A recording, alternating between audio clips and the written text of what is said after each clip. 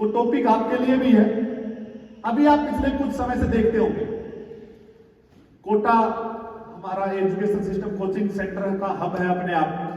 वहां पे आपने देखा होगा कि बहुत से स्टूडेंट्स आत्महत्या कर लेते हैं। कर लेते हैं?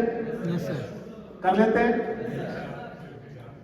कोई बता सकता है क्यों करते हैं?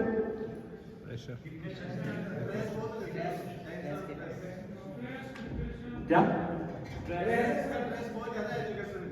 कौन सा प्रेशर? समझाओ स्वामी जी, आप समझाओ।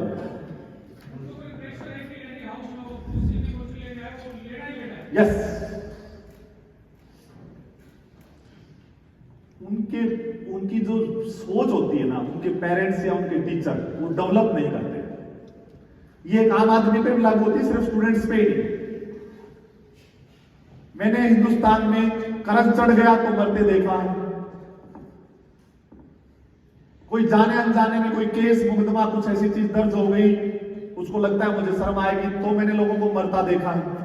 किसी के ऊपर गलत लांछन लग गया, वो सही है लेकिन गलत लग गया उसके ऊपर आरोप, तो मैंने लोगों को मरते देखा है। कर्ज चढ़ गया तो मरते देखा ही। आईएएस की तैयारी कर रहा था, नहीं क्वालिफाई कर पाया, मर गया, सुसाइड कर लिया। आईपीएस की तैयारी कर रहा था, नहीं क्वालिफाई कर पाया, फर्स्ट अटेम्प्ट नहीं कर पाया, सेकंड नहीं कर पाया, सुसाइड कर लिया। आईआईटी की तैयारी कर रहा था, डॉक्टरी के लिए एग्जाम क्वालिफाई करने के लिए तैयारी कर रहा था, नहीं कर पाया, मर गया। इस पूरे कॉन्सेप्ट में एक चीज समझना, इनके पास एक चीज की कमी थी। वो चीज ये थी कि जिस चीज के लिए तुम लड़ रहे हो, जिस चीज का तुम प्रयास कर रहे हो,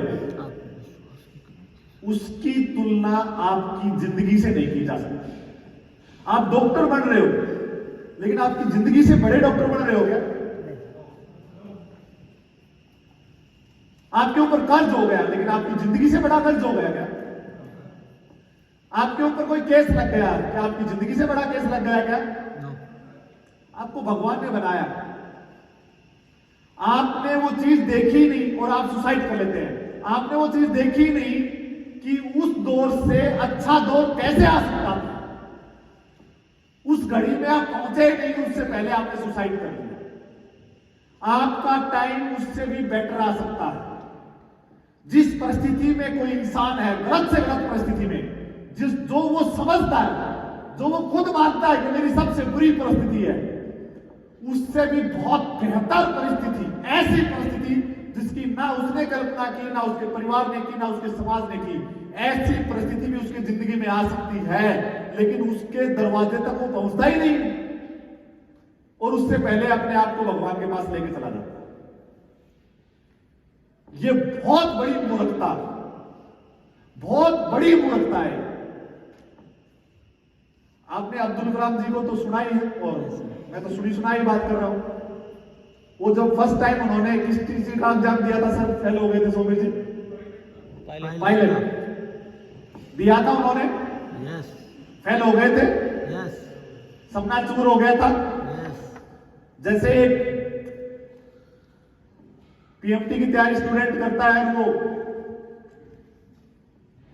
डॉक्टर के लिए क्वालिफाई करना चाहता है एडमिशन के लिए, और वो एडमिशन नहीं हो पाता है तो उसका सपना चूर हो जाता है। वैसे ही उसका हुआ होगा, वो मर जाता है और वो नहीं मरा। उसने और फाइट की और उसके भाग्य में कुछ और लिखा था और वो देश का सबसे अच्छा राष्ट्रपति बना। और पायलट बन जाता तो राष्ट्रपति नहीं बन सकता।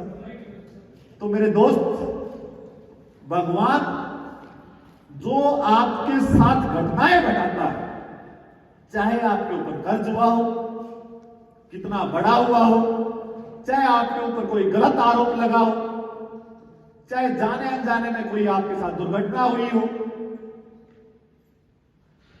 चाहे आप किसी कॉन्सेप्ट में हार मान चुके हो, वो घटनाएं सिर्फ और सिर्फ इसलिए घटाता है कि आपको कुछ उसके अलावा बढ़ा देना चाहता है। वो चेक कर रहा है आप प्रिपेयर हैं या नहीं।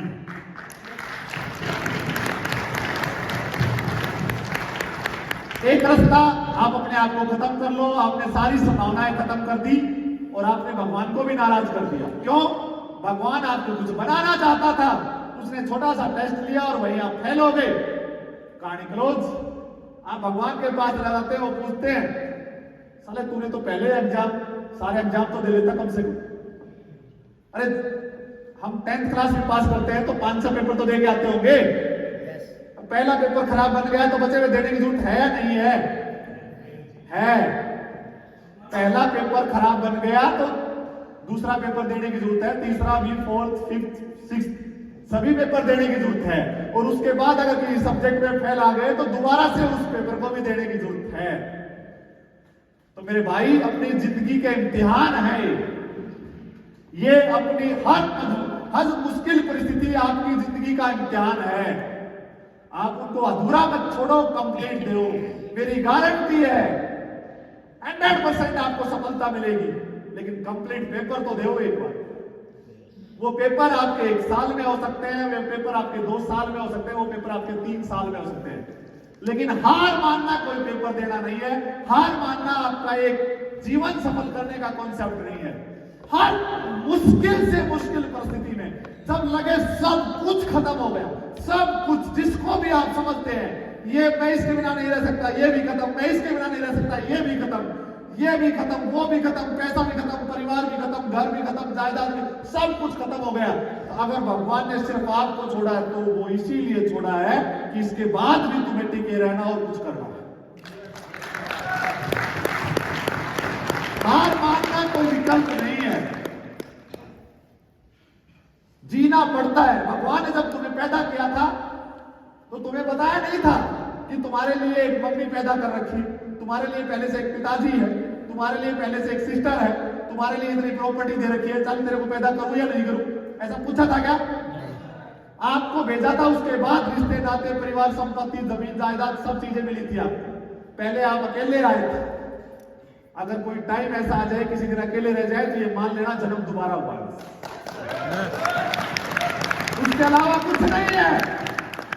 बस जिंदगी की एक बार फिर शुरुआत करनी होती है। ये चीज मैंने जो आपको बताई है, मेरे से बेहतर आप समझते हैं और मेरे से ज्यादा एजुकेशन आपके पास है इस चीज को लेके। लेकिन मैं ये चाहता हूं कि आपसे जुड़े हुए लोग, चाहे वो स्टूडेंट हो, चाहे वो आम आदमी हो, अगर ऐसी परिस्थिति किसी के सामने भी हो तो उसका हिम्मत, उसको मोटिवेट करना और उसको सही रास्ता दिखाना कि उसको भगवान ने पैदा क्यों किया, ये चीज उसको बताना आपका फर्ज बनता है। अगर आपने अपनी जिंदगी में किसी एक आदमी की भी लाइफ बचाई तो आपका जीवन सफल है। आपका जीवन, आप पैसा कम कमाते हैं, ज्यादा कमाते हैं, आप कामयाब हो पाते हैं, नहीं हो पाते, लेकिन किसी ऐसी परिस्थिति में फंसे हुए किसी एक इंसान की भी आपने जिंदगी बचा दी तो आपका जीवन सफल है।